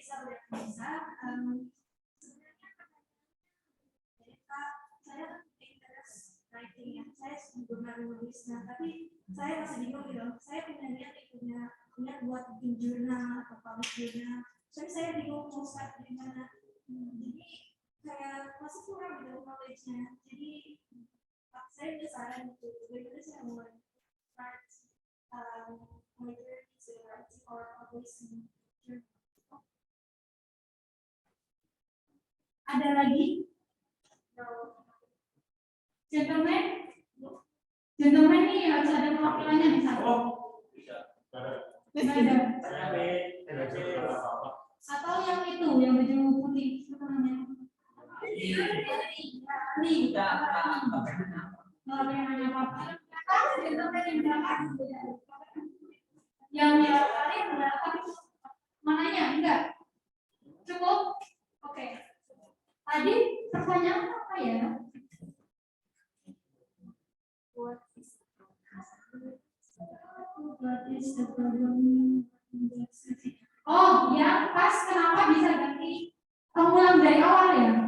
Oke, jadi pas sampel itu ulang dari awal itu karena jujur nggak jujur juga sih. Itu aku tertarik sama emosi. Jadi maksudnya hal-hal yang berhubungan dengan emosi. Kayak penasaran gitu kan, kita nggak bisa tahu ya orang itu rasain apa. Jadi aku penasaran tentang emosi. Aku dapat emosi. Nah, mau apa sih? Tadi itu ganti, sorry. Nah, pas sudah menemukan, udah mulai nyusun sampai bab 3 udah CC buat sempro. Ada kalanya pas sempro itu pas pembuatannya itu kan ditanya nah emosimu ini mau tentang apa gitu. Nah, baru tentang kayak belum matang gitu loh. Persiapan tugas 1 dan 3 itu belum dinilai, belum terlalu matang untuk para dosen penguji. Jadi ketika itu pas ditanya bisa jawab, tapi mungkin kurang memuaskan gitu ya, kayak ini masih arahnya belum jelas. Mau apa? Emosi yang kamu ambil itu apa? Maksudnya apa? Terusnya dan juga ditambah teori itu ada 2. Kamu mau pakai teori yang mana? Gitu loh. Ya, jadi mereka itu bingung di situ. Ya, para beliau-beliau itu bingung di situ. Nah, pas itu kan masih belum tahu ya bahwa kita boleh disarankan untuk cuma pakai 1 teori. Pas itu ya udah kayak misalnya sama-sama emotion, aku masukin dua-duanya.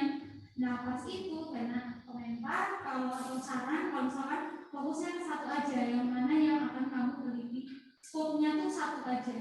Nah, pas dari itu karena dirasa framework-nya terlalu ribet, nanti susah pas penjabaran findings dan discussion, baru habis itu aku ngulang dari disarankan mengulang dari awal.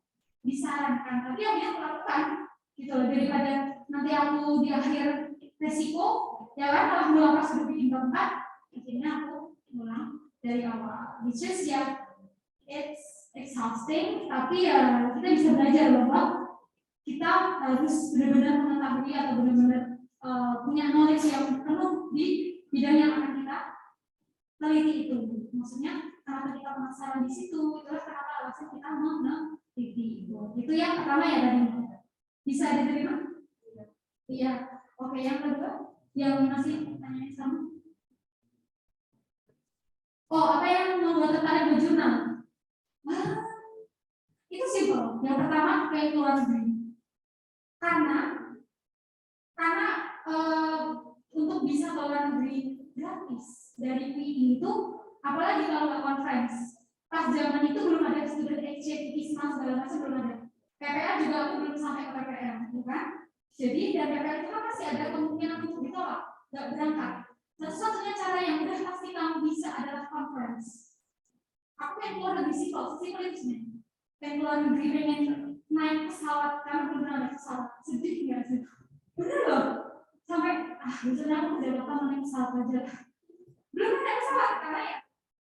Sampai ibu jawab lagi. Jadi kayak paling naik kereta gitu kan. Nah, jadi belum pernah naik pesawat sama sekali. Gak punya sanak saudara di luar Jawa juga. Jadi ya nggak ada alasan untuk naik pesawat. Nah, dari situ aku pengen naik pesawat. Aku pengen keluar negeri. Tapi aku gak pengen bayar. Jadi aku harus conference. Aku conference cara untuk bisa conference, ya buat jurnal. Ya buat artikel itu harus kamu presentasiin, ya loh. Sesimpel itu sih sebenarnya. Jadi kalau ditanya pas kenapa tertarik buat artikel di luar negeri, cuma karena qadarullah ternyata pandemi, nggak bisa loh gagal lagi ke luar negerinya. Jadi ya udah kita tarik, tapi kita tetap publish terus sama. Pas itu ada satu grup yang sama-sama habis pengen ke luar negeri. Aku dan 4 temanku dan 1 dosen. Nanti kita sama-sama bikin artikel, sama-sama ngajuin ke konferensi yang sama di Thailand, dan sama-sama diterima semua. Makanya pas itu kita kayak excited, kita udah ngurus, aku udah bikin paspor segala macam. Tapi ternyata pandemi akhirnya kita tarik. Itu sih alasannya. Jadi akhirnya kita karena artikelnya udah ada nih, ya kan? Karena untuk konferensi itu kan kamu harus punya artikel dan kamu harus bisa mempresentasikan, dan untuk bisa mempresentasikan kamu harus sudah tahu isi artikelmu, ya kan? Ya kalau kita pasti harus tahu kan isinya.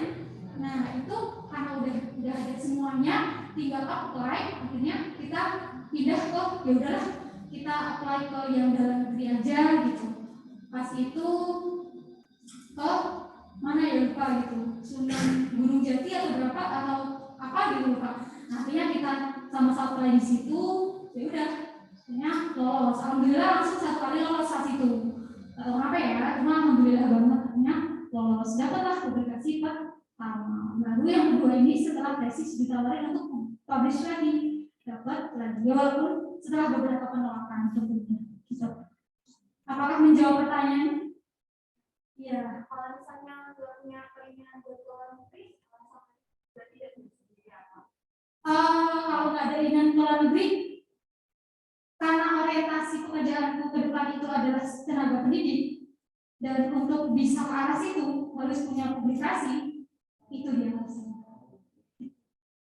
At least kamu harus, jadi dosen itu nggak semata-mata ngajar ya teman-teman. Mereka penelitian, mereka hibah untuk naik jabatan itu harus beberapa artikel yang submit, dan untuk menjadi penelitian kayak misalnya profesor, guru besar, itu mereka nggak semata-mata naik aja gitu. Karena jabatan yang mau, mereka harus ada publikasi, mereka harus ada penelitian, mereka apalagi kalau UI itu kan ada empat yang namanya 1 dan 4 loh, pengabdian, penelitian, terus dakwah dan segala macam. Nah itu kuncinya UI. Jadi sebagai dosen UI harus memenuhi 4 kriteria tersebut. Gitu. Nah itu jadi untuk bisa jadi profesor dan guru besar, apalagi guru besar ya, itu sulit terus. Kenapa? Itu karena Pak Profesor guru besar itu udah simpel itu sih logikanya. Dan sininya rata-rata kamu itu tidak lulus. Penelitian, publikasi, dan publikasinya itu udah fokus, udah apa. Dan yakinlah kalau misalkan kalian orientasi pekerjaannya menjadi tenaga pendidik atau dosen atau apa gitu, nanti kalau kalian udah banyak publikasi, kalian akan ditawari oleh kampus-kampus. Jadi nggak usah nyari kerjaan, nanti kerjaan yang akan datang ke kalian. Itu alasan kenapa tidak pengen keluar negeri tadi ya. Semua kebetulan karena alasan pertamanya pengen keluar negeri ya udah itu yang kita. Iya. Apakah menjawab? Oke. Terima kasih. Yang kedua. Oh, gimana cara brainstorming? Brainstorming variabel. Kalau pas kemarin itu bukan kebetulan ya, mungkin udah karena pas online. Nah itu sebenarnya yang bikin tertarik itu karena online praktikumnya ini. Jadi, wah apa ya yang aku harus, karena aku udah nemu kan skop yang aku suka adalah emosi.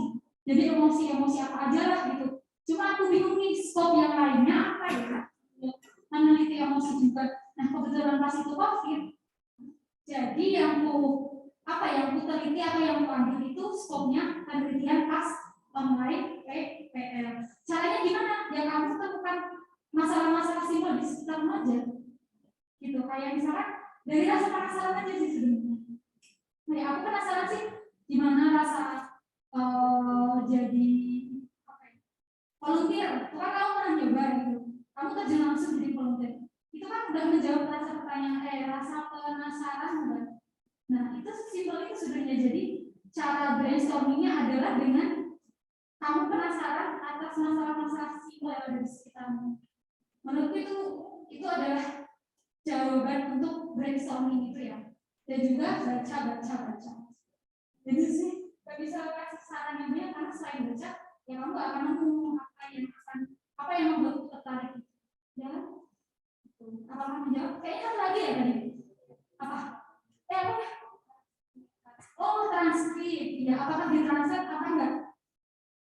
Ya, kalau transkrip ya tadi satu persatu. Jadi transkripnya tak bikin 0, berapa tuh yang kayak pelan banget kayak situ.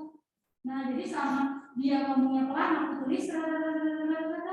Kalau misalnya ada yang bahasa Inggris, tetap sesuai dengan bahasa Inggris. Dengan transkripsi. Kalau misalnya diterjemahkan, dikasih keterangan bahwa ini sudah terjemahan. Transkrip terjemahan. Kalau kamu jawab, ya. Tapi sekarang kalau misalnya kalian mau interview dan biar nggak transkrip satu persatu nama gitu, ada tuh yang namanya di Google Docs, di bagian tools-nya nanti ada voice typing. Nah, voice typing itu yang membantu lumayan untuk nyicil, jadi biar nggak dari awal banget gitu transkripnya. Bisa dipahami ya? Oke, next. Oh ya, apakah menjawab? Next. Oh, start buat nulis. Sama apa maksudnya?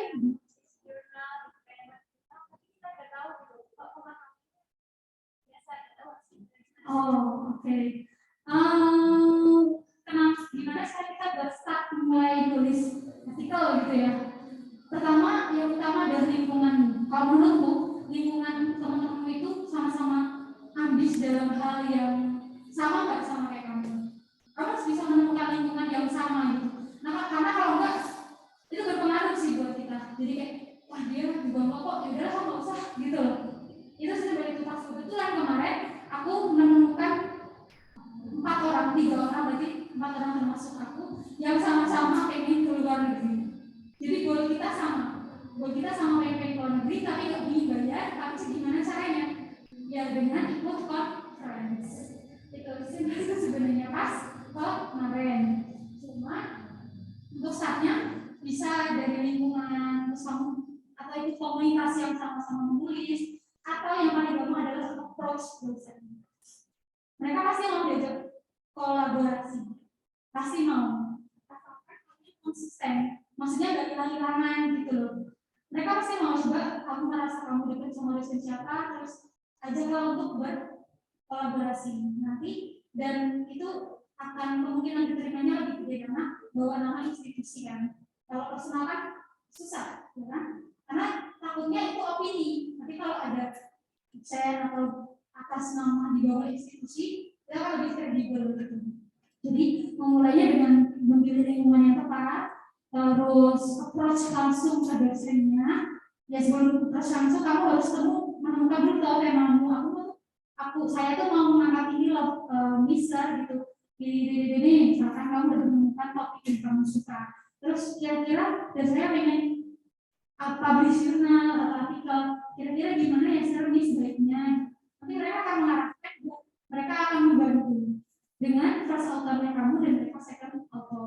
Karena kamu yang punya ide, kamu yang memulai, kamu yang menuangkan semuanya yang ada di artikel itu. Gitu. Jadi memang kayak proofreading, ketika kamu ada yang salah di sini, mereka akan ini salah, ini masih di sini, nah, tapi dikembalikan kayak klausul biasa. Jadi nanti dikembalikan ke kamu, ya kamu revisi, terus nanti dibalikin lagi.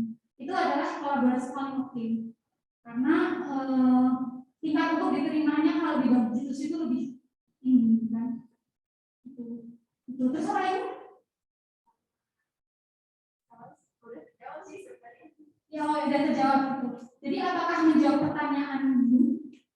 Ya, kalau pengetahuannya masih kurang, gitu kayak kata-kata masih kurang cukup gitu ya untuk memulai, ya itulah kenapa kita memulai gitu kan. Kita learning, coba terapkan prinsip learning by doing gitu. Jadi nggak masalah sih, bukan masalah. Jadi nggak apa-apa kalau kita salah-salah. Ini juga learning by doing.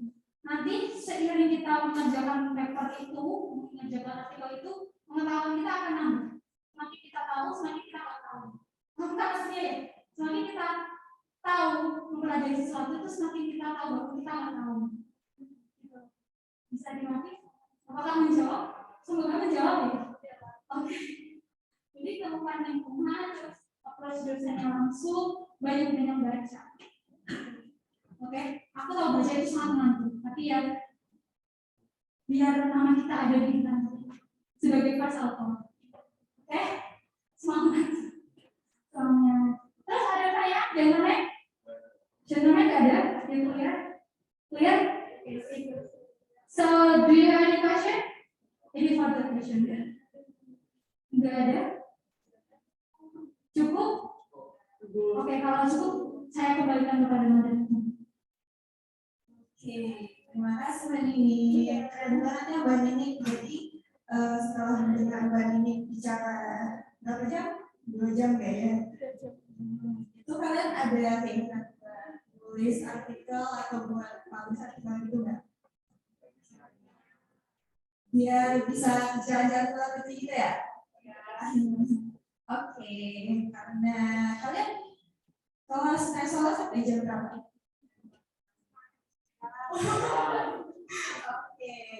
Oke, mungkin dari aku, Afni dan Mbak Nini, hari ini kita selesaikan dengan membaca Alhamdulillah bersama-sama. Oke, aku Febrian Zalifah dan Nini Prasetik. mohon maaf jika ada salah kata. Pamit undur diri. Wassalamualaikum warahmatullahi wabarakatuh. Waalaikumsalam.